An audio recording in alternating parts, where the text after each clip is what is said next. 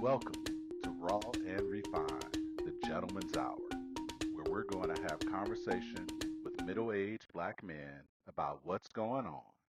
We welcome you to listen, comment, and like, and hopefully encourage others to join for future conversations as well. We always like to start off with a toast, and with that toast, it's because we are gentlemen and we do it raw and refined. So we're gonna officially get into this, and we always start off with a toast with a beverage. I have my standard standby, which is Hendrix and tonic. Okay.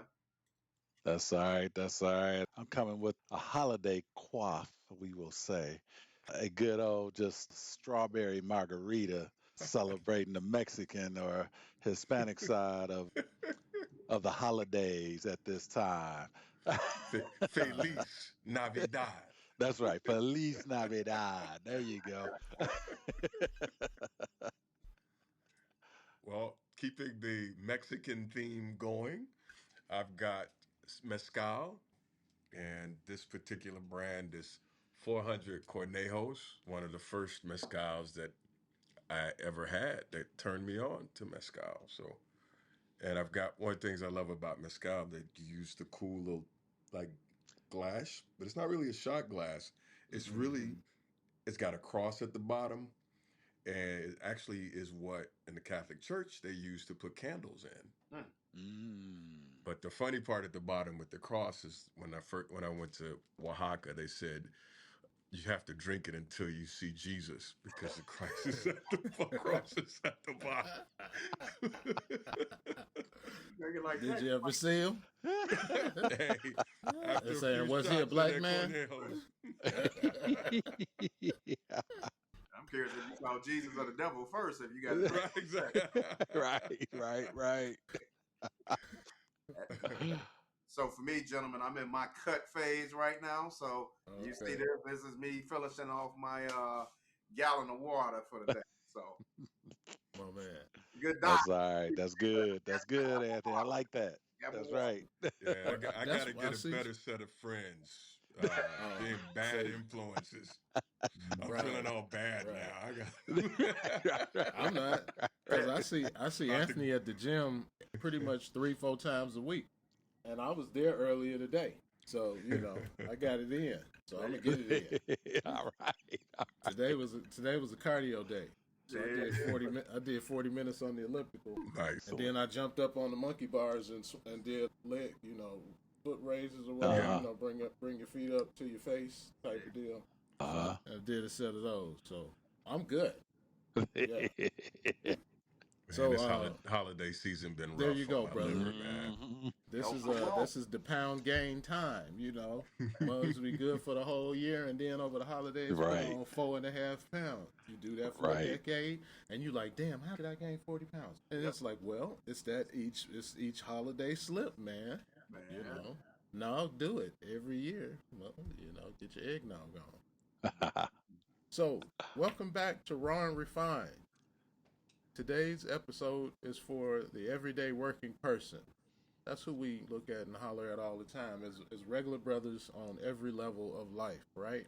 Folks who show up every day, punch the clock, handle the responsibilities, and still feel like they're falling behind financially. I think in today's world, money is on everybody's mind. We don't get real political on this show because it could easily turn into a podcast just about politics. There's no way to avoid the realities of the current administration and the impact that it's had on the everyday and the fairly well-off person's pocket. Right? There are some people that are recession proof, but I don't know how many of them are listening to our podcast. you Right. know, so we talking to the people that are listening to our podcast, Amen. right? We're talking about the people. The reality is according to some of the numbers that I saw, we could realistically and reasonably say that right now, about 35 to 40% of black men in America make more than $60,000 a year. 35 to 40%, somewhere in there. So that means that more than half of brothers are making less than $60,000 a year. Somewhere between 55 and 60% of black men in America make less than $60,000 a year. And the reason that those numbers aren't hard and fast exact is because most of the number cutoffs they look at are 50,000 and 75,000. Right? When you get to 75,000, it's around 28%. When you're at 50,000, we're at around 48%. So it's close. So best guesstimates looking at 60,000 is somewhere around that 35 to 40% of brothers are at that threshold. So that's where we're working at today. We're saying if you're making less than 60,000 and you've ever thought investing isn't really for me, we're gonna shift that mindset some hopefully Mhm. today. Now, if you're making more than $60,000 a year, that's cool too because Anthony, our guest today, Anthony Williams, he likes to help people at all kinds of levels of money, right? Because money Absolutely. making money don't care how much money you got, it's how much money you end up with because we're going to work it the right way. We're not talking get rich quick schemes. We're talking about understanding the basics and realities of money. Before we got going today, Anthony and I were talking about expertise, the importance of expertise, right? I got experts on the screen. I'm looking at three experts. I got a medical expert, I got an expert in GK. What's the best way to describe your expertise? Is Probably it labor, yes? labor, Mhm. It's more than just labor though. You're a Mhm. connector. You know, you're a connector. Mhm. You're a social connector. politics. A Mhm. yeah, but and not a politician though. So Right. we want to keep that clear. And Anthony is a financial advisor, amongst other things. And so expertise, the importance of expertise. I go to the doctor for my medical stuff. Flat out, we were talking about your car, right? I'll change a light bulb. I'll change it flat. But when the fuel injector's tripping, I only know that because I took to the mechanic and he told me about it. Right? I Mhm. didn't know what was going on. The check engine light came on. Right? Mhm. Now I'm going to take it to the expert. So that's what we're doing today. We're joined today by Anthony Williams. Anthony is a financial advisor. He works with all kinds of people. I've known him for about 15 years. I met him when we first both worked for a company that owned several for profit colleges and universities. I was an academic, and he was a campus president. Now we're both members at the same health club, so I see him all the time putting in work on his temple, just like he has been on his pockets and his clients' pockets. But more important than all of that, he's an Illini. Oh, there you go. Oh, jeez. ILL mugs. Right. That's You know, right. you know baby. so well. Right. Before we get into the nuts and bolts and everything, man, tell us a little bit about yourself, your background, how you got into helping people grow their loot, and what shaped your approach. Sure. Thank you guys for having me on here. I grew up a child of blue collar workers, right? Mom and dad worked and did the best that they could. And, speaking of ILL, going to college initially and realizing that nobody in my family knows anything about finances, right? In terms of the financial aid process, I can remember a group of brothers that we all came from Mount Carmel High School, and we as thick as thieves, right? Just like you guys, and we grew up like that. And we get to our senior year, and we get this letter like, "Wait a minute, you mean these refund checks? We've been borrowing money all of the time. We didn't know." And no one in our families, respectively, the four of us, our family, they couldn't tell us, right? So part of me getting into finance down at U of I was in part militant young brother. I got to take this back to the hood. I got to help Mhm. everybody in the hood. So when they start to go to college and as they start to make financing decisions, they at least have some ability to know what they should do and what they shouldn't do. A lot of that comes from for me at age 12, my mom's a single parent. My mom Mhm. passes at 12 Mhm. unexpectedly, asthma Mm, attack, right? So Mhm. there mm, are no leading indicators or anything. Just Mm, June 12th, 1992 comes and life is different, right? wow. Mhm. And and mm, and through that you start to a it forces you to grow up a little bit sooner than you probably would have, but thankfully I had a grandmother and an aunt that took me and my older brother, and we were already in a three flat that the family owned. So not like we had to get uprooted and move somewhere. But as you Mm-hmm. start to get older, I realized how much of a strain that put on my grandmother and my Mm-hmm. aunt. My grandmother at that point, she had raised her 6 kids, and here she is. She's supposed to retire, and now she's got to put 2 other kids through private school. And the crazy thing, man, my grandmother never made more than $40,000 a year, and she would get Mm. up every morning at 5 a.m. I'd smell bacon on as she's getting ready to walk down to the bus on 69th Street to go to the Daily Center. Mount Carmel, by no stretch of the imagination, Mhm. was a cheap high school, and Mhm. back Mm-hmm. then they wasn't giving away all of the basketball and everything else scholarships Mhm. that they doing right now. So that's cold hard money. Her and my aunt, they paying to send 2 of us there. Mm. And it really made me say, all right, we have to do better, right? And it really made me look at, my mom, some of the decisions she made, and unfortunately some that she thought she had more time to make, right? And ultimately that didn't happen. My mom died on a Thursday. Mm. My grandmother and my auntie had to be back at work that Monday. So they didn't Mhm. even have the time to be able to really take off and deal with the grief. Not to mention that, the financing came from the family. There was no life insurance or Mhm. Right. anything around. So these are things that for me, I saw, you kind of, the bully punched first, right? You get hit, Mhm. but it forced me to pay attention and say, okay, black folk, we in control of some of this. We can do better. We can run some of the plays that some of the other people are doing. We just have to be proactive, and we have to make decisions while we're still in position to be able to impact the decisions that we make.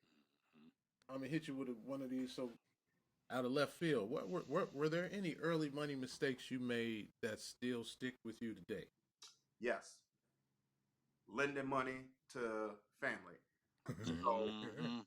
you know, Rich talk about the time where we were working together at CEC. So for me, I'm coming right out of college, and you guys can't tell I'm a talker. I'm an extrovert, serial extrovert. So I do relatively well in this company, and I Mhm. start to really move up the ranks. And at that point, for Rich, there's me and my best friend Lawrence, right, another brother that we're doing well, but you know couple of mistakes was I'm an early investor in Tesla.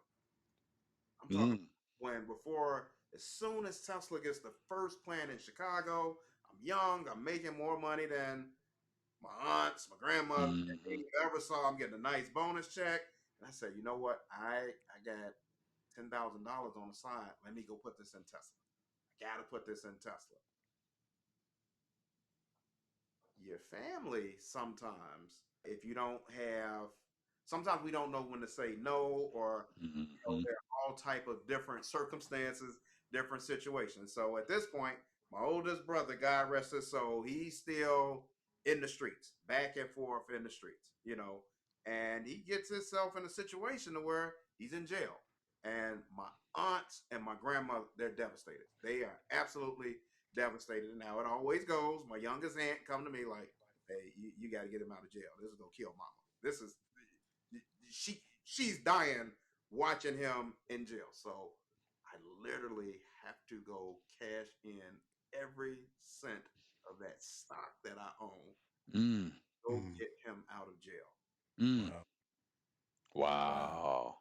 And these are patterns that maybe not that same situation, but these are things. It's kind of like sometimes there's always that wind that's blowing out of nowhere. So even though you're doing well and you're kind of the one that made it, Mm-hmm. unfortunately there's Mhm. always a lot of people that need. I can't say my grandmama, she did everything that she could for us. I can't, in my head, I can't sit there and watch her going through it. It's kind of like, Mhm.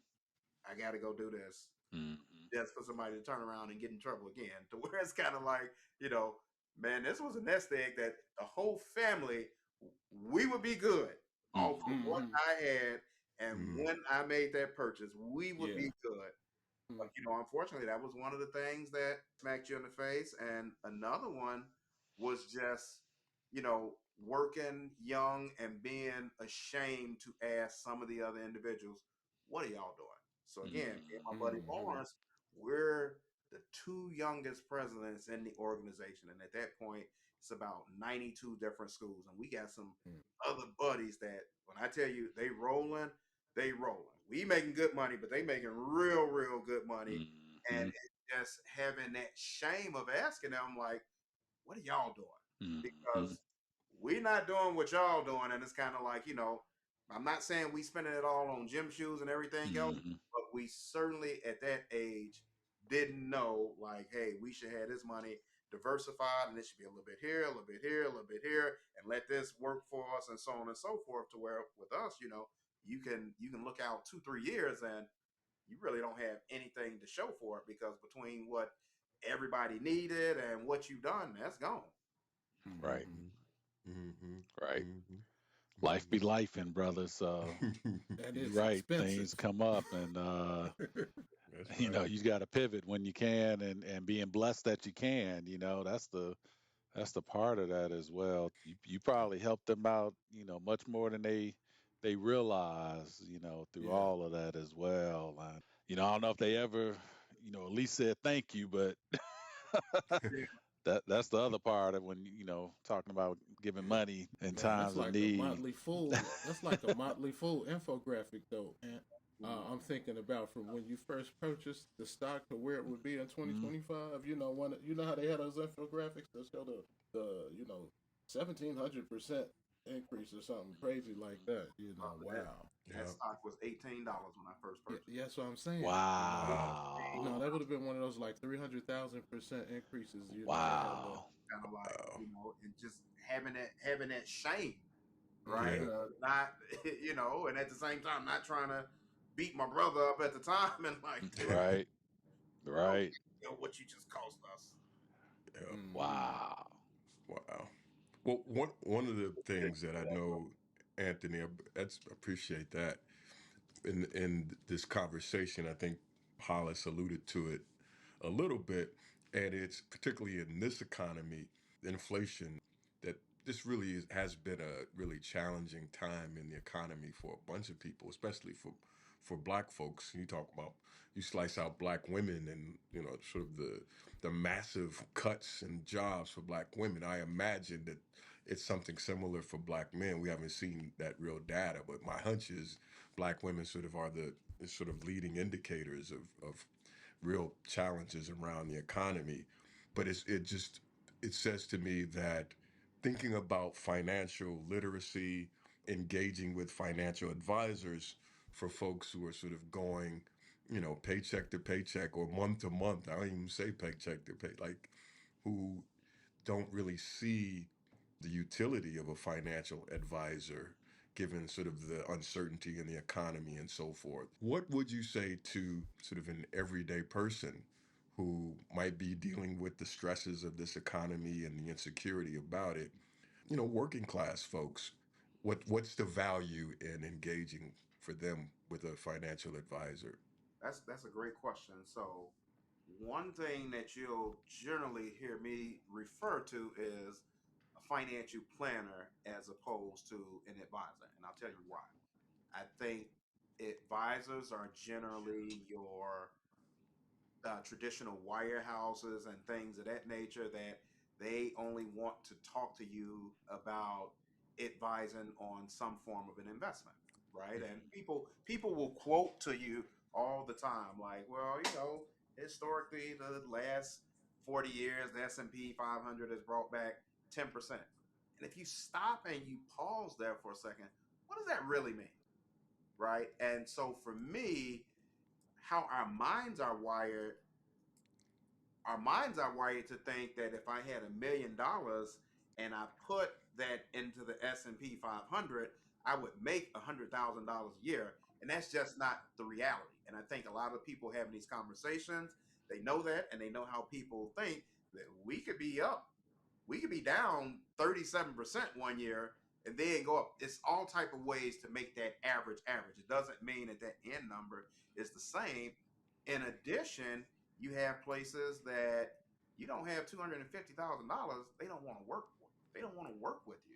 You're not their target base. And I think that's more of your traditional advisor. For me, I take an approach more so holistic. We can meet whomever wherever they're at, right? Which Mm-hmm. sometimes that means this is somebody that, hey, I got to help you get some insurance, right? And Mm-hmm. fundamentally, we believe there's a four-step process and the sequence in which you do things matter. No one wants to talk about insurance because it's not sexy. But I tell you what, it's protection, and it's a protection that we all have to have. It just happens to be cheaper the younger you are and the better shape that you're in, right? You want to have that. Oh, by the way, depending on what type you get, it also builds cash equity, just like a home, that, if done appropriately, you can borrow against tax free. Most Mm-hmm. people don't understand that. You like my uncles, old school boys from the South, and they thought, son, something happened to me. I'm not buying all that insurance for your auntie. She a good looking woman. You know, we married. I'm not giving She'll that. be all right. She'll be all right. They didn't understand that it's called life insurance because it's for life. There's a living benefit associated with that you can borrow and leverage against. Oh, by the way, this is how a lot of the companies that you see out there finance some of their operations. They go pull the cash value out of their insurance, right? Mm-hmm. But we always want to start with blind spots. What are the things that you don't see? Something I don't even sell is an umbrella policy. Not sure about you guys, but Lord knows Miss Williams has a nice amount of Amazon packages that come here daily. We got snow outside. That Amazon guy slip and fall.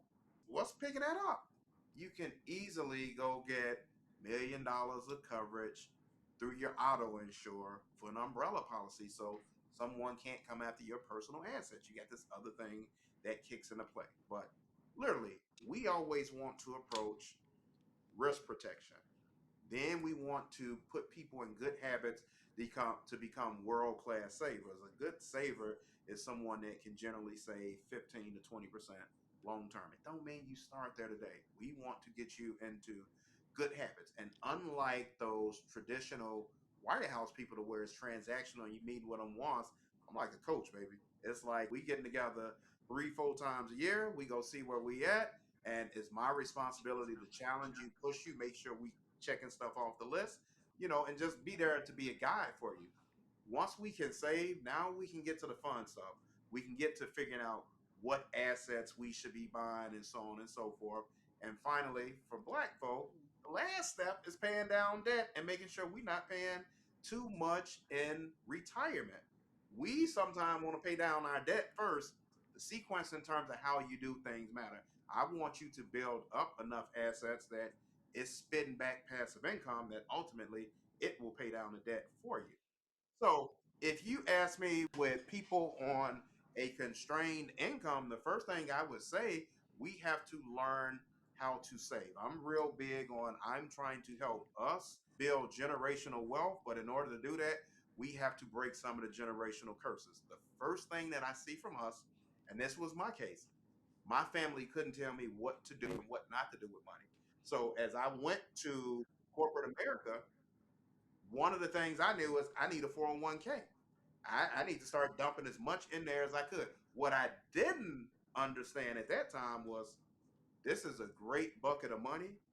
Long term is probably going to be your biggest bucket of money, but you can't touch that until you're 60 without some penalty. So, where I give advice to a lot of individuals now, before you start to max the 401k out, let's make sure we got 3 to 6 months saved up in a liquid account that you can go put in a high yield savings account or money market account. You're going to make some interest off of it. But as the wind blows the wrong way, or in my case, if as your brother gets in a situation, you got a place that you can pull from without having to go completely obliterate your brokerage account or pull something from a 401k to where you getting hit over the head 3 different times, right? If you realize it or not. But the first thing is save. We want to put good saving habits to where you can start to save money, which for most people is creating a separate account and having your check or at least a portion to go to someplace else automatically where you don't have to think about saving. You've already made that decision. Because if not, what happens is We tend to, everything comes into the account. We fund our lifestyle from it. And then we had the stuff in our lifestyle that wasn't a budgeted line item in there. Man, that Target, Starbucks, Amazon starts to add up. And before you know it, what you thought you were going to have left over to move over to the savings account has disappeared. Oh, I'll do it again next month. It never comes.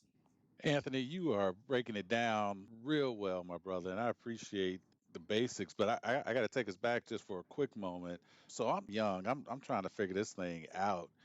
I mean, how do I find somebody like you? What should I be looking for, and how do I even go about that part of it? Oh, that's a great question. Yeah, Yeah, because we ain't got a million listeners yet, so some of them gonna have to go somewhere else. They can't all come to you from this Right, show. right, right. they can. They work. No, but so for me, I'm on social media, but I think you want to interview as many people as you possibly can. A lot of times for me, my client base comes from referrals. So it was me starting out building from scratch and then starting to get a little bit more sophisticated in terms of how I market to attract the people that I was looking for. And quickly what you realize, like, hey, you can set the mark at I want people that makes $500,000 or more. The big part of me doing what I do was I authentically wanted to be able to help us. So I try to put myself wherever, whether it's at events or BNI events or chamber things to where people can find me. But I think you want to interview as many people as possible until you find someone that you have a great relationship with. The moment you meet someone, if they start pitching you on a product, you probably want to run away because what I'll tell you up front, I want to Hmm. learn more about you. I don't Hmm. even know if I can help you based off of what you're telling me. Now, most people you can help, but I want to learn about you, what's important for you, what's your goals. This is not a one size fits all model to where you can just apply to each and every individual. The four of Hmm. us on this phone will have very different things that we want to accomplish, and you want someone that wants to listen, hear you out, and ultimately they're going to do what's in your best interest as opposed to someone that just wants to quote you, hey, I can get you 10% back. Yeah, but it's a haircut on that 10%. Hmm. What no one wants to tell you is that 10% is a gross number. You're going to have an investment fee that's anywhere from 1 to 1.5%. When you factor in the taxes, that's probably another, anywhere from 2 to 3% based off of how long you held it. So, that 10% number real quickly turns into 5 to 6%, but no one's quoting you a nominal number. I want to make sure you understand the full schematics of how these things work. And there are a number of us out there, so there are different little organizations in Illinois, financial planners and advisors can join just to establish more of a presence and help people. But man, we do a lot of outreach, and the biggest thing is really finding the people that want your help. With that, Hmm. there's the understanding that in order to find the optimal stream, you go through some turbulent waters, but you got to keep dialing, keep making LinkedIn connections, and all of those things. And once you do a good job with someone, those people refer you, and that's what you want to Hmm. become. You want to become serially referable. Would you say, are there any certifications that we may need to be looking for to say, okay, this person has some knowledge and legit versus, oh yeah, Papa and Uncle went over to this dude and it looks like they did some stuff, but he don't really have any qualifications to back this up.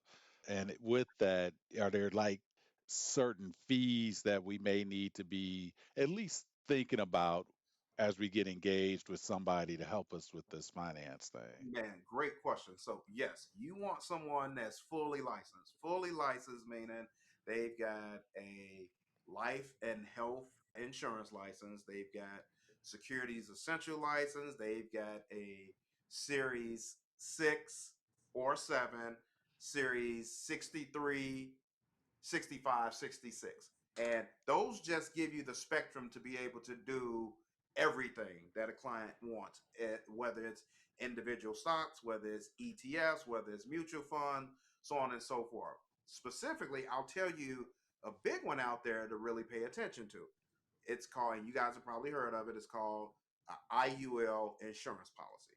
indexed universal life. Okay. Um, there's also a variable universal life. So anything with variable in it, you have to be security licensed because you're investing in an underlying asset. Index universal life, for whatever reason, has skirted underneath the rule to where you can just have a life insurance license and be able to sell that, even though it's tied to an index. And a lot of times, there are a lot of individuals, no fault of their own, but they're selling these things to people and they don't fully understand how the chassis work. What do you mean by that? It's a policy that the price increases yearly as you age, right? And you have these underlying costs. So it can build equity, but the costs go up annually to where you It can get might to a eat away point the where equity. it erodes all of the equity. Hmm. So it's got a real bad name. And in part, I don't necessarily think the issue is with the product. I think Mm-hmm. it's with the lack of legislation that anybody with a life insurance policy can sell an IUL, but to go sell a VUL, nah, you got to have a Series 6 and a 63. You got to be securities Okay. licensed, and they're pretty close to being one and the same. Okay. Hmm. Good questions. Yeah. Thanks, John. So let's start with some of the basics. When people hear stocks, what does that actually mean? Let's get all the way basic. I mean, I understand what it is because of my legal background. Let's go at it from the financial background. Break that down for us, Anthony. What does that mean? What is a stock? So literally, it's a piece of ownership in a corporation, right? And it's literally just an ownership claim that we start a company, and whether we take it publicly or not, one sheet of paper entitles me to one share of stock within that organization.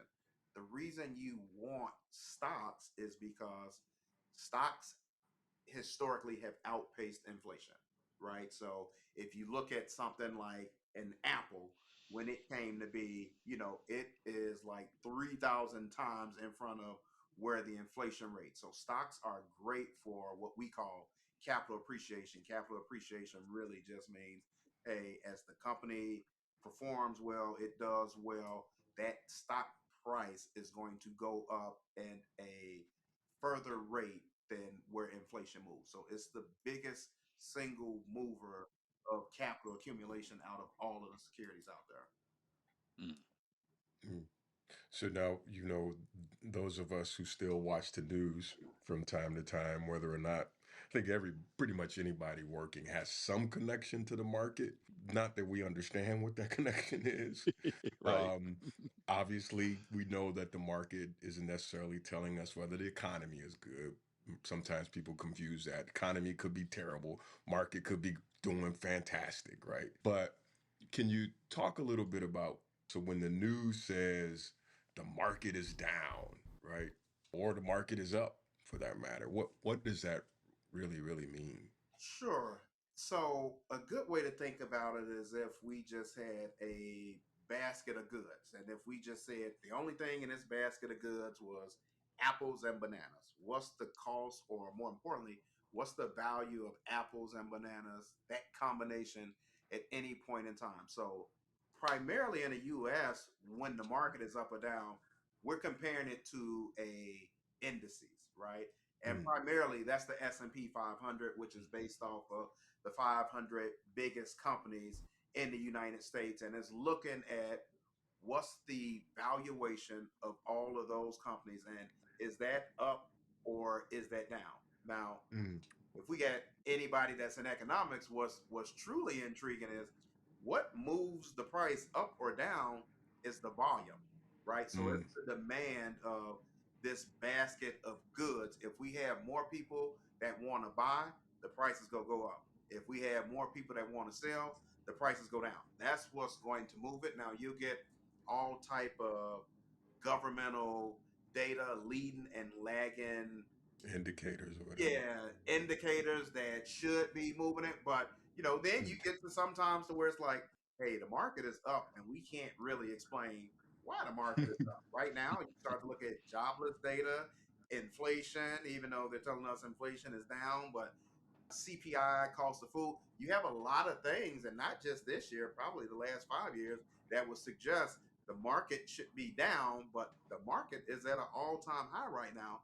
Part of that is you got 7 companies that really That do drop. business with each other that are at all-time highs. So the market is at an all-time high. Mm. I think I recall was it irrational exuberance or something back in the was that in the 90s they used to say it, refer to it as that. Yeah.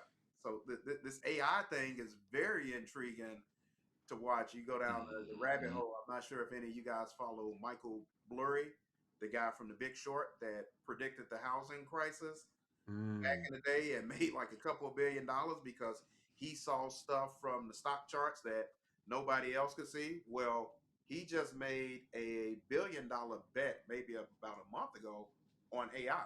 Like, oh, Mm. this thing is oversaturated, and Uh, you start to see Mm. some of the threads starting to come loose. And as great as we think AI is, they're having a hard time finding revenue growth that correspond with AI. So Mm. it's almost like this recirculation of funding Mm-hmm. between these 7 organizations. Isn't China starting to regulate their AI to like to start to like say, we're gonna start basically weaning people out, because they're concerned now is we're gonna get a lot of bubble. you're not Mm. gonna have any innovation. You just got all these same people that's creating all the same little whack ass chat bots Man, everywhere, right? Rich. So you were talking about it earlier with doing some Mm-hmm. work to break the models. I think and this is a whole different topic. One of the things we got to be real conscientious of and think people have put so much faith and hope off of AI. You got Mm. companies laying off Mm. thousands of people, and you can't point to $1 of revenue growth from AI. In addition, you start to look at, hey, somebody has to program that. Mm. Yeah. Black man, I started to say, all right, I'm gonna give you talk to me about slavery because I want to see what the chatbot brings me back on that, and that's where you start to realize, like, hey, these things they're Right. still being fed information Right. from Mm-hmm. somebody, and that's what's Right. going into the programming. So you still very much need the human element. There are people Right. that And do. it's not the programming, it's the training. Yep. It's the training of the AI, and who's training it, how they're Right. training it, Right. I the had read. training. Go ahead. No, no, I read something about definitely going down a rabbit hole a little bit, but the way in which AI is even able to drive is like this proliferation of data centers, right?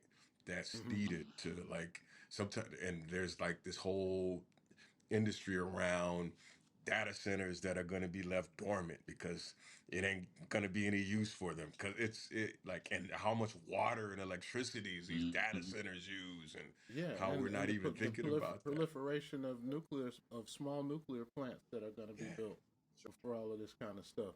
But yeah, we'll go way down the rabbit hole and end up Mm. popping out on the other side of Right. the planet.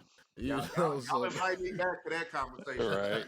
Oh, We that's a whole discussion topic. AI. it is. What is it? That What it is, and we're mean? going to get to that. But for right now, talk to me about how bonds are different from stocks and why do they matter. I think I have a pretty basic understanding. Like you said, stocks are ownership, bonds are loans, right? yeah.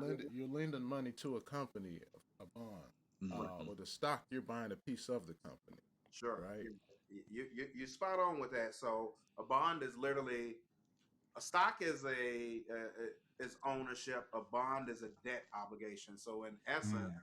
right now we hear a lot of stuff about the cost of borrowing, the cost of money, right? So Mm. bonds have an inverse relationship with interest rates.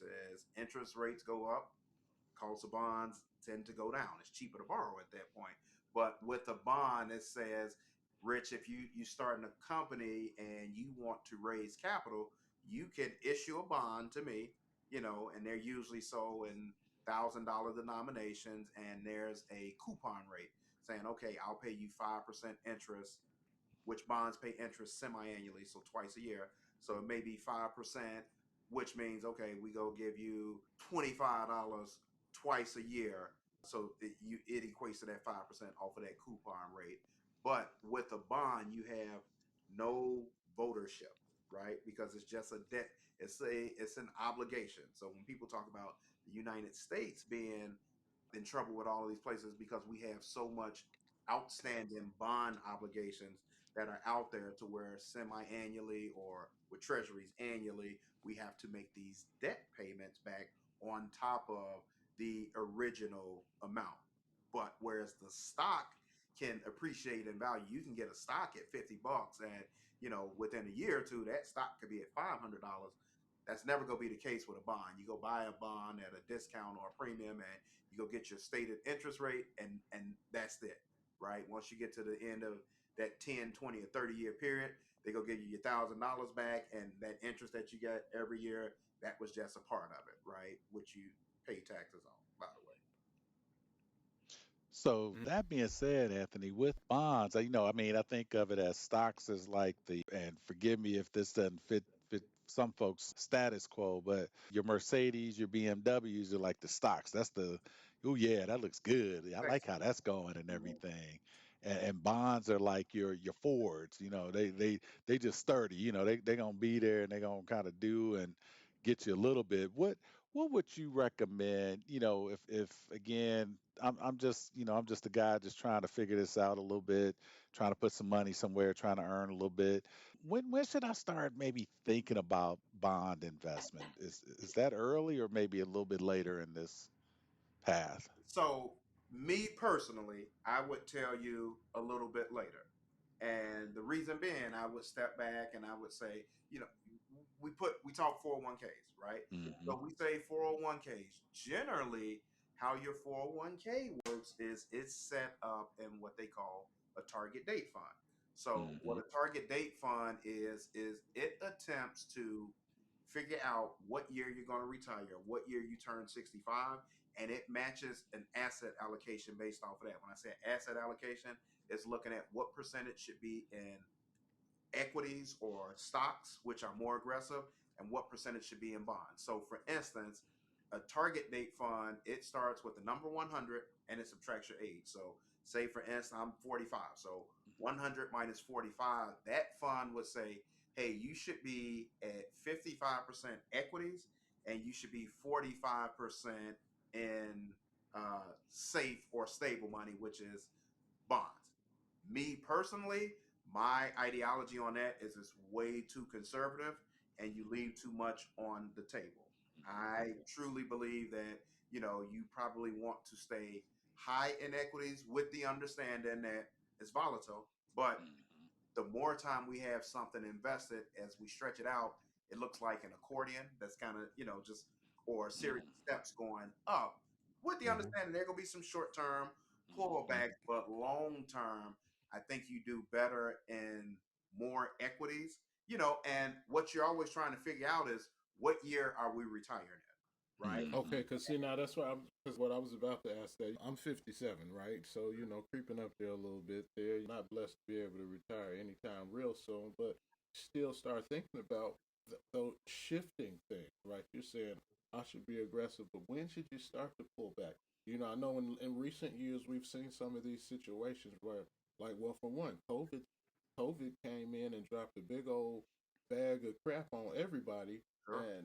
and so a lot of people lost a lot of money in their funds and things of that nature. And so some will say, well, I'm now I can't retire in 3 years like I had planned to. Now I'm gonna have to keep working for a few more years. So could something like that be, how can you kind of mitigate some of that as planning for this? So I think, the closer you get to retirement, that's where you definitely want to start to really pay attention to what that mix is. Now, for me, what my answer would be is I would tell you you want three things. You want a balanced structure. And with the balanced structure, you want one bucket of money that's variable growth, meaning that is in the market long term, that's going to be your biggest bucket of money. You want another bucket of money that is pension money, right? So think about that as Social Security, so on and so forth, right? And then you want another bucket of money that's just true liquidity. hey, I've saved this and this is where we get to that. If we have those three buckets of money, my job is I'm always trying to figure out, are you retiring in 2008 or are you retiring in 2023? What does that mean? Well, 2023, the market is up roughly 23.55%. 2008, the market is down 38%, right? So the traditional thought has been you live on this 4% retirement rule, meaning that out of the variable bucket, you can pull out 4%. Well, that's assuming that the market is always up, right? You in 2008 and you got $1 million that's supposed to last you for the next 30 years, and you see an immediate hit of 38%, timeout, start over, do over. If that's all we have, that's a big problem. I want you to have, and how we structure things with our clients is, I want you to have all three of these buckets. And the reason being is when 2008 hit, I'm not telling you to pull out of the market. I'm telling you to stay in the market, because guess what? The next year it went back up 23%. The next year it went Mm-hmm. further back up. We just have, you want to work with someone that has the faith and that's going to coach you and push you like, hey, stay in there. But I need you to have another bucket of money that we can pull from in the event when the market is down, right?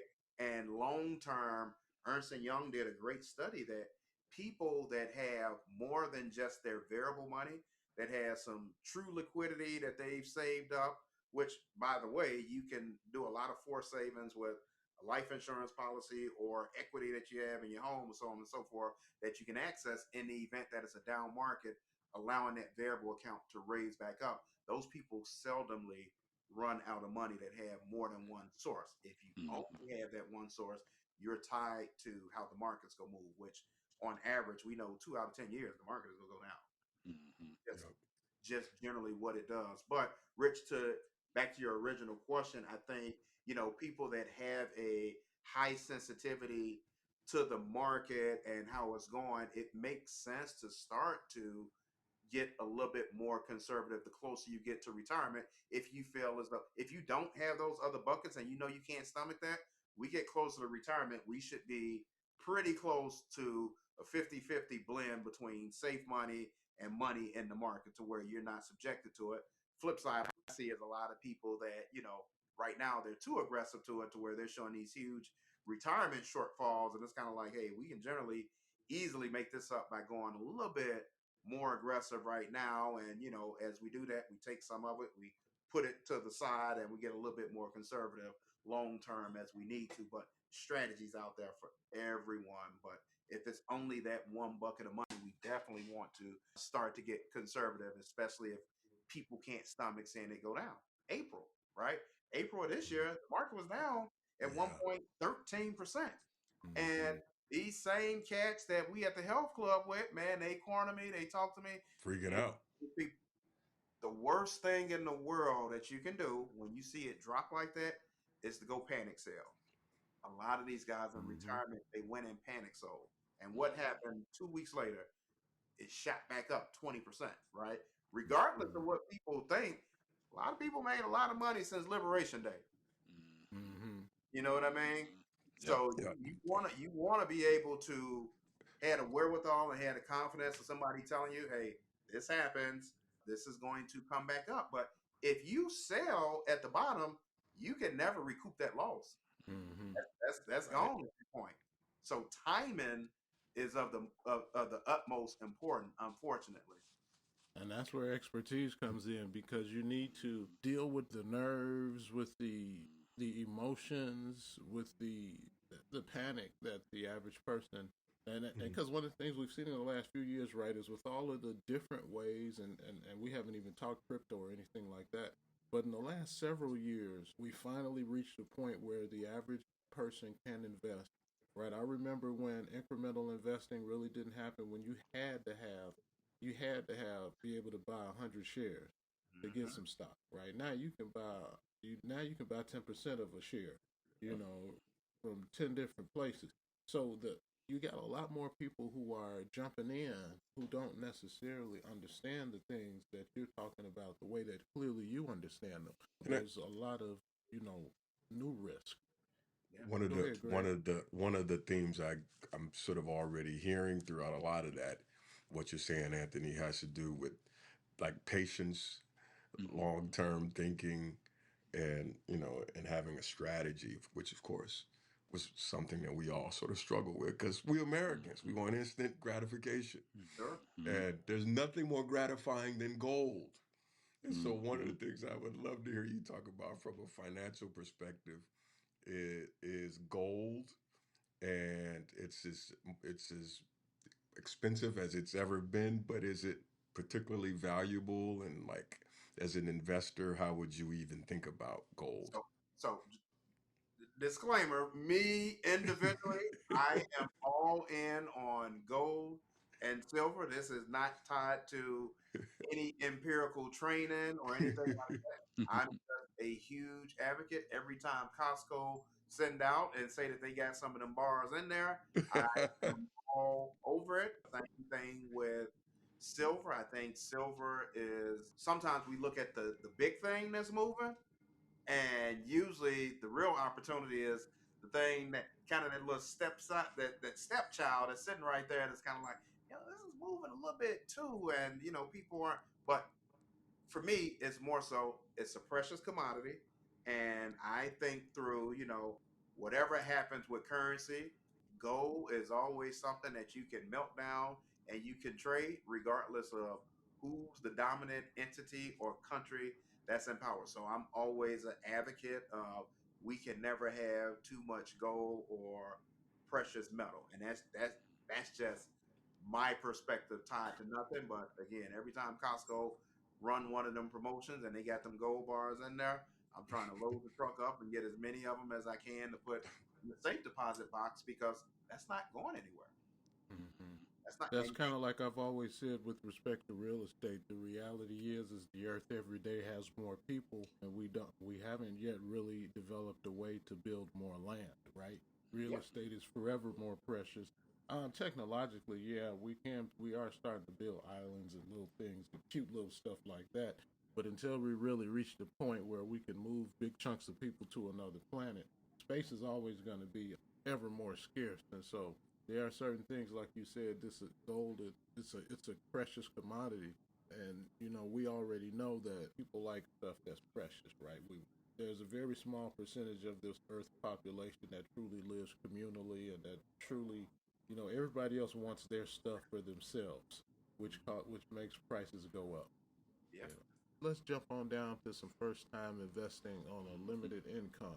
Let's say someone only has, I'm going to actually turn this into a two-part question, Anthony, because I do want to touch on something that was mentioned that I saw a little earlier, and that was index funds is something for new investors. But if you've got somebody that only has about $25 or $50 a month, is that even worth investing? And what is the deal with index funds? I know people say that that's often a good thing for somebody that's starting out to look. sure. So question one, with the $25 to $50, what I would actually encourage that person to do, because you're trying to build those good habits, I would encourage them to put that into a high yield savings account and continue to save up. And I would tell them like, hey, you set the target to where we get X amount in there, then we go make an investment, right? Usually whether that's 500,000, 500,000, Jesus, whether that's $500, 1,000 or 2,500. But yes, because for me, long term, mathematically, we can prove out that the amount you can save is more important than the rate of return on what you save, right? Gotcha. As I can build that habit in you, we can closely get where you need to get, and then we can start to invest that. We get to $500, then let's go get a fund, so on and so forth. But long term, I want to build that ability to save, because if I teach you to save and you fully buy into that, you got a limitless future. And the second part of that with the index fund. So an index fund is, Warren Buffett swears by these for the average investor, and I'm a big proponent of it. An index fund is something that's passively managed, and what it is it's a replica of an index, right? So for me, I like to find things that are replicas of the S&P 500. You can't physically go by the S&P 500 because it doesn't exist.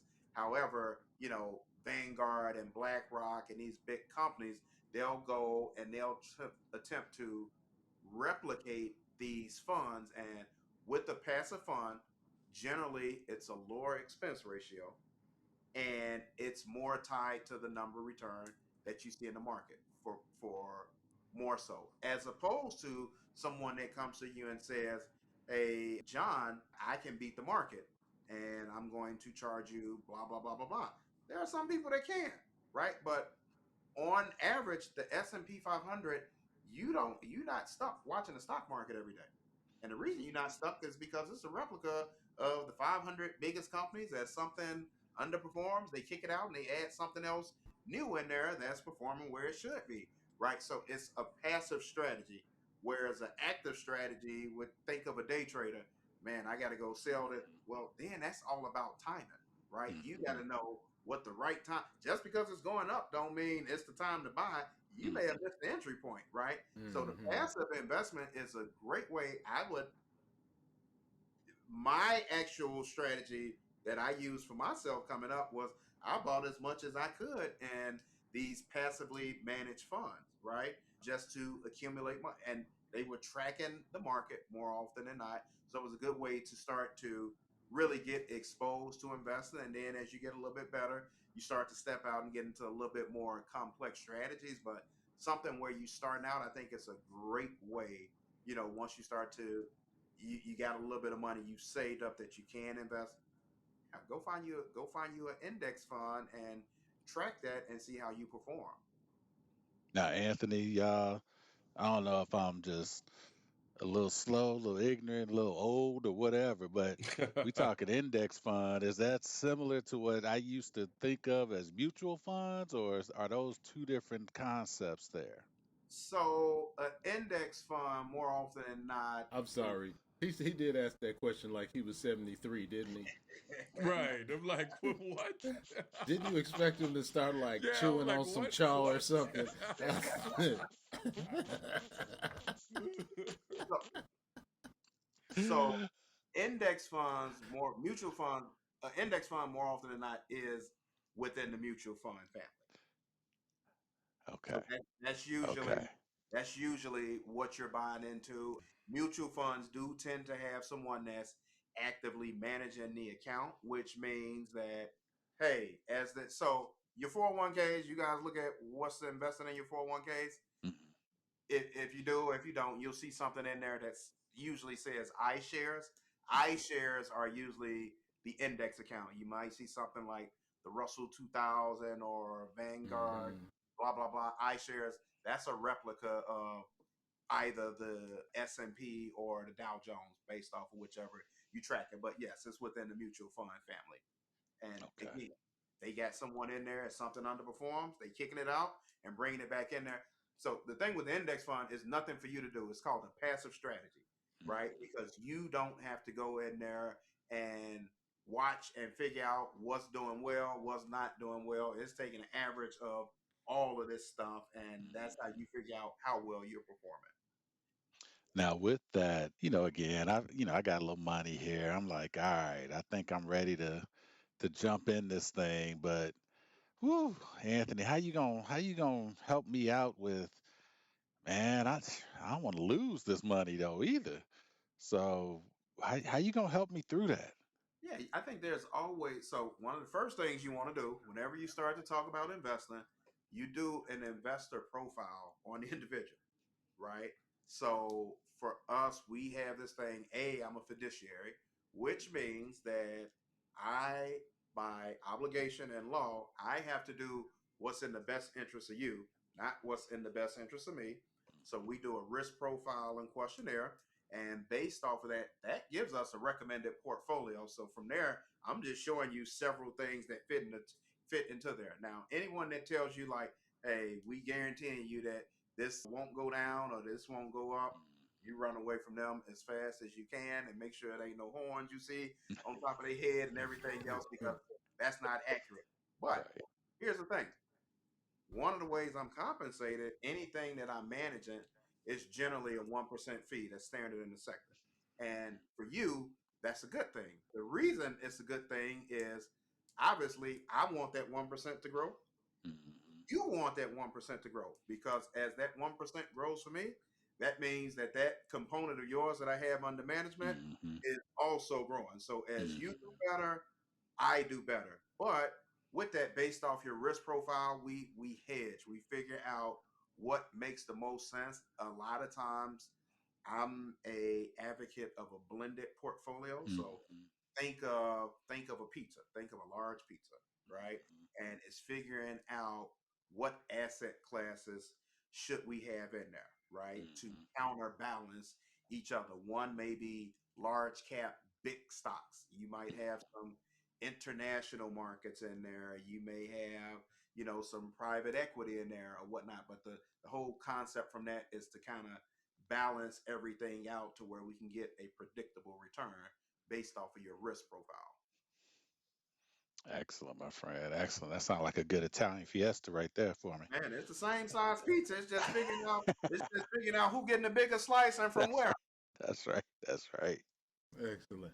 All right, I got another question along those lines where you know that we're going down this doing I'm enjoying these basics. IRAs, you know, you talked about a 401k difference. What's an IRA versus a 401k? And then what's a Roth IRA versus a traditional IRA? Because I've Great, heard both of those. great And I question. have one and I'm not sure. I got to go back and look and see which one I got. Yeah, Uh, we definitely need to look, especially as you mm, start to get closer to retirement. So a 401k is usually a work sponsored plan to where you contribute some money pre-tax. You can do it pre-tax or after. There are companies now that are starting to do raw 401ks as well, which is traditional 401k is pre-tax dollars, meaning you pay the taxes when you start to pull money out. The Roth IRA, those contributions I put on there after an after-tax basis, which means that grows tax deferred. You're not paying taxes on that any further.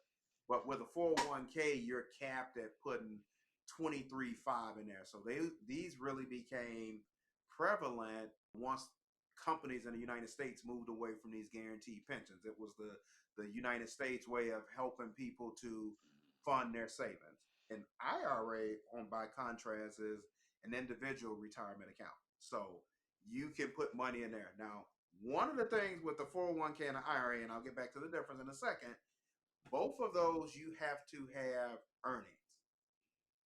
Okay. Meaning you have to have wages that contribute in order to put that money in there. I can't just be someone that's not working and contribute to a 401k or an Mm-hmm. IRA, right? So with the oh. yeah, So you if I'm have slinging rocks on the side, I can't put that in my IRA. no sir. That's Mm-mm. jacked up. No sir. Hey, just putting it out there. We don't know who's listening to or Yeah, who's four in three B our or audience. You know, we're 403. trying to help out Pookie too. right. But yeah, that's a huge defining characteristic of the 401k and IRA. You have to earn wages. So you have to have W-2 income that you can show in order to be able to invest into those accounts. Whereas So the if you're just a business owner and you yeah, so there are different types as a business okay, owner that you can open, but for our audience, mm-hmm. 401k, you got to show wages or earnings. You got to show wages or earnings from your employer. And with your 401k, the good thing is a lot of times your company will give you a match on there, whereas the IRA is an individual retirement account, so it's funded by you individually, and it's a much smaller amount that you can put in there. So this year you can put $7,000 in there per year. Roth.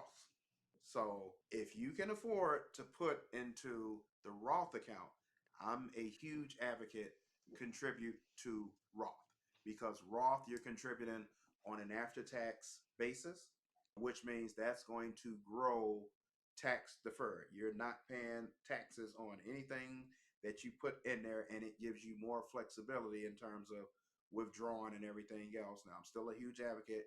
You want to not touch that bucket of money into retirement, but you have way more flexibility on a Roth account than you do on a traditional account. The Roths, there is a income cutoff for the Roth, right? That's how powerful of a tool it is. Einstein One of his things is compound interest is the eighth wonder of the world. And with the Roth account, you really start to see that work because you don't have that financial term. We like to use the word haircut, right? You don't have that haircut that's coming off for taxes and things of that nature as you get to the end. So, Rich, even going back to something you said earlier, part of my strategy as we start to get closer to retirement, when we got a runway, if you tell me, hey, 65, this is it, we start to get closer to 60, we start to take a look at, all right, how much variable money or how much money do we have that's 401k money or IRA money that's pre-taxes? I don't want you to have this ongoing relationship with the tax man. So we want to start to take portions of that to where we pay taxes up probably over the next 5 years or so. So by the time you get to retirement, we're done with that. We've paid that. So as those accounts continue to grow and build, that's now tax deferred. You don't have to worry about the tax man any further on that. So, we often say, I often ask people, do you think more people get injured going up Mount Everest or coming down Mount Mm, Everest? And, it's not even close. It's coming down. Well, mhm, your retirement strategy, you can go to a traditional broker house, wire house, or whomever. Everybody looks the same going up the mountain. You care about coming down the mountain because you want to make sure that I've got enough income in the event that I live too long. See, when we're going up the mhm, mountain, we're worried about if we die too young. Coming down is if I live too long. What happens if I get some sort of a illness to where the money machine turns off going up? Well, coming down is kind of like, hey, I don't want to have to sell all of my assets if I got some sort of a long-term disability or so just to get Medicaid to be able to go to a nursing home or so, right? Taxes going up the mountain, we can put everything in pre-tax, right? So it's great then. Coming down, now you got someone that's saying, oh, you got $2 million you didn't save. That's great. 35% of that come back to me, right? So we want to have those strategies like, hey, how do we mitigate all of that? So my focus is really on educating and preparing people as we start to come down that mountain so we not spending too much time looking down at them steps and we trip going down that mountain, which is what we find disproportionately happen with people coming down Mount Everest, or it's not going up, it's coming down to where it's problematic. Really, really, really powerful stuff. The going down and up the mountain is counterintuitive as heck, right?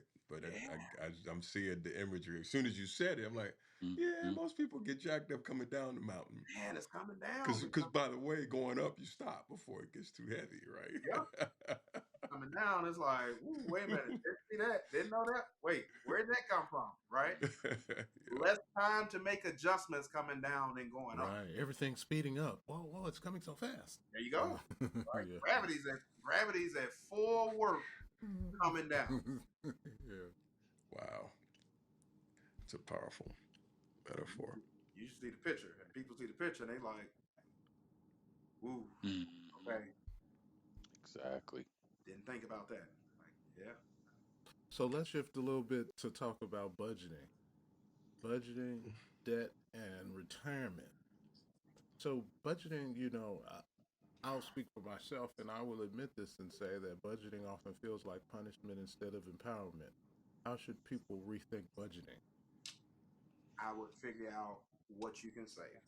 I will tell you, at the Williams household and with the people that I work with, I am not going to tell Miss Williams you need to budget this and that, but it's we're going to commit to a pile of money. I don't want to get too much into your lifestyle and everything else, but we want to, when we get to a point to where we can save 15 to 20%. So take a step back. You brought up retirement. What does retirement look like? What do you need to retire? The average person, and don't take this as, this is a rule of law. Take this as no different than going to the doctor. Jay, you can attest to this, that, Mhm, it's saying 120 over 80 is mhm, a uniformly accepted practice for what good blood pressure looks like. So mhm, treat this the same way, right?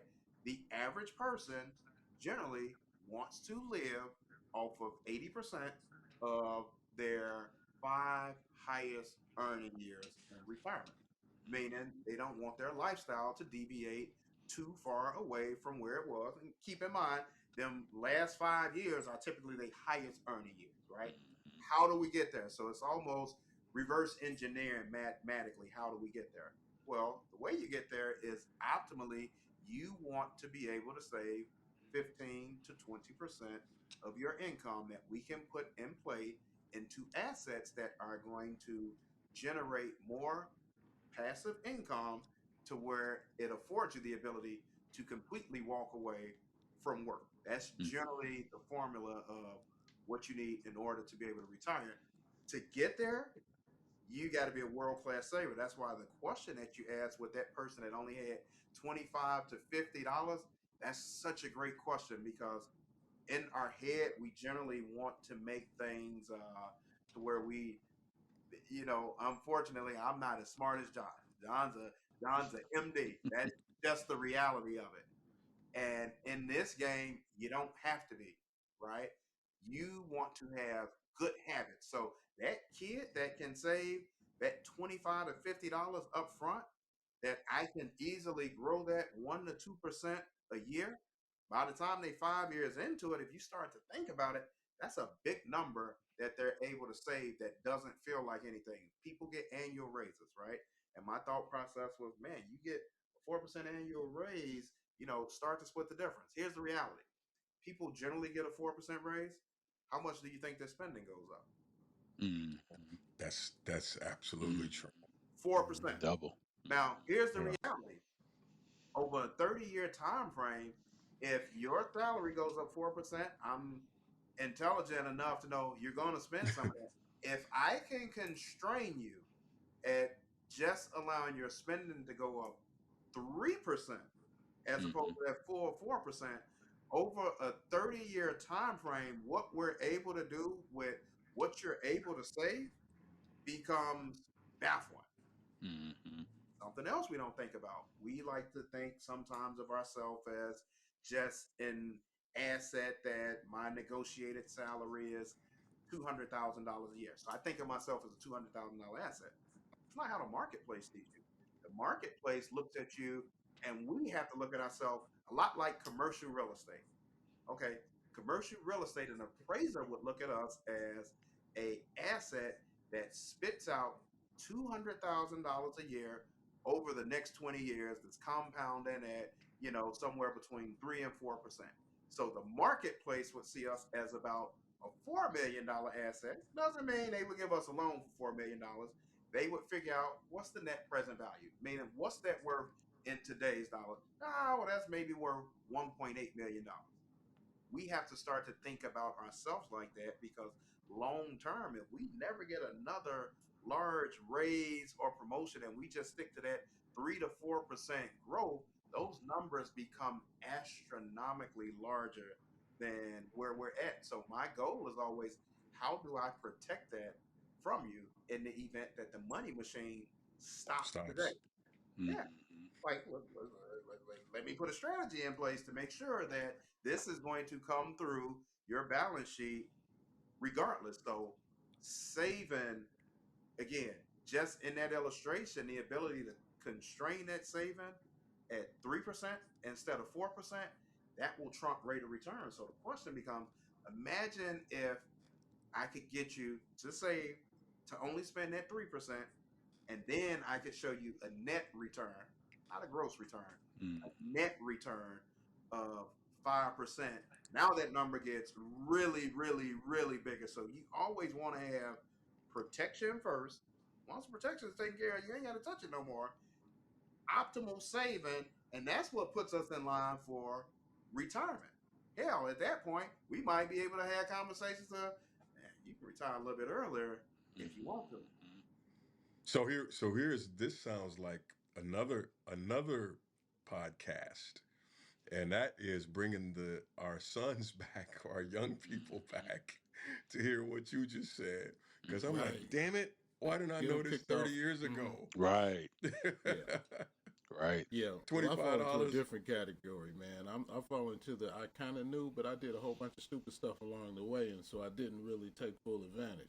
Yep. But you hit the nail on the head, man. Bring the sons, nephews back on, and let's make sure to get them on that right that right foot at that age where they can still really, Mm-hmm. take advantage of the mathematics. Because, It's right. at 57, the mathematics is a lot different than 27, Mm-hmm. Right. right? Mm-hmm. Compound interest Right. over 30 years, that's right there. That's that 30 year, Right. you know. So, We just show Yes, sir. them. We show hmm them, hey, you put this $6,000 while you can afford to into a Roth IRA, and if we can get you a net return of 8%, 21 years, you're a millionaire. hmm Mm. 21 years, you're a right. millionaire. So I would have already been one a decade ago, Mm-hmm. you know. Mm-hmm. Yep. Yep. Yep. Yep. We There want you them. have it. That's who we want. But the traditional people, they don't want to touch them. I want them because I hmm know long term you go have more stuff. Your family's gonna change. But truly, when you think about us and who we impact, that this is how we start to reshape us and our Yep. presence Mm-hmm. here, Yep. when we can get them in better positions. Yep.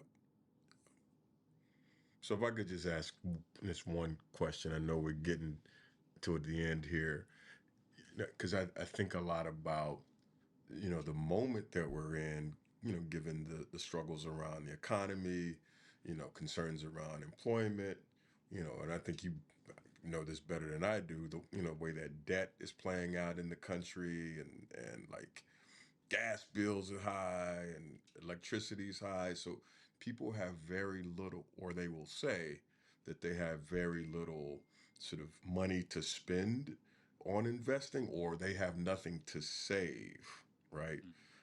What, how do you respond to that? Like, what advice would you give to people who are sort of even dealing with this question of how do you save in the midst of all of the craziness going on?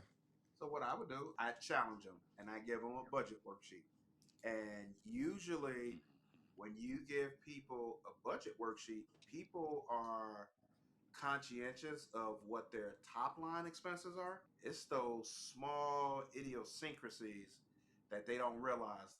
They don't understand how much Starbucks creep up. They don't understand how much Amazon creep up, or how much going to lunch for XYZ. And I give them that, and it don't matter how much money you make. Most people have no clue how much money is going to what this bucket I call lifestyle or living your best life, right? Until they go through and look at it like, damn, I didn't realize I had this much money. A joke, a mentor of mine told me, money is like water, right? If you're not careful where you putting it, it's going to evaporate. It's going to Mm-hmm. dry up, and it's all going to be gone. And the other question, once you have people to go through that exercise, it's beneficial for them to go through that exercise just for them to see where their money is going. But the other part then becomes, so if you do nothing different, how does this story change? Right. And I think you always want to take bite-sized steps. That's the easiest way to eat an elephant. If somebody tells me they can only put up $25, I'm not showing them a strategy to where they should be putting up $300, right? It's let's figure out how to get this to 30. And I'm going, again, my role is to be a coach with you, because the benefit in this for me is it's a long-term relationship with you, right? As things change, you'd be amazed at how many people turn their head up. They won't work with somebody because they're not their target client, and that person ends up winning the lottery or getting an inheritance or something like that. They don't want to deal with you because you treated them like crap. But I fundamentally believe if you can teach good habits, and if we can raise people up to the bar, I'm not we're not lowering the bar down for you. We're going to get you to the bar, and we go give you a strategy to how you get to 30, and we go give you some more time, and then we go figure out how to get to 60, and so on and so forth. I feel like I've had a huge impact on your life to where you now have this skill set that the average person doesn't have. You have this discipline in terms of, hey, I can cut some stuff out to get to where I want to be, because the reality, we tend to think as we make more money, we're going to do better with money. And that is one of the biggest fallacies that exist out there. Again, most people, your average increase is 4%. You spend 4% more. Where Mhm. me just showing you on a graph, like, hey, if we can constrain this at 3%, look at what this delta and your wealth building truly looks like. It's the same thing starting out.